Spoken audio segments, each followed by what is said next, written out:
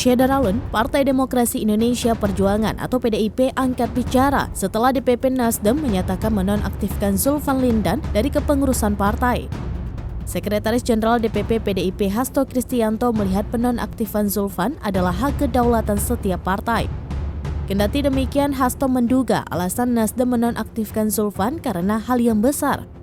Menurut dugaannya, Zulfan membocorkan rahasia terdalam dari Partai Nasdem yang semestinya tidak disampaikan. Di sisi lain, Hasto menerangkan bahwa antara PDIP dan Nasdem masih melakukan komunikasi.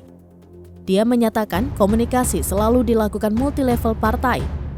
Sebelumnya diberitakan DPP Partai Nasdem memutuskan untuk menonaktifkan Zulfan Lindan dari kepengurusan partai. Surat itu ditandatangani langsung oleh Ketua Umum Partai Nasdem Surya Paloh dan Sekretaris Jenderal Partai Nasdem Johnny G. Plate. Dalam surat yang bertanggal 13 Oktober tersebut, Zulfan Lindan disebut mengeluarkan pernyataan yang tidak produktif. Bahkan Zulfan Lindan dinilai cenderung menurunkan citra Partai Nasdem.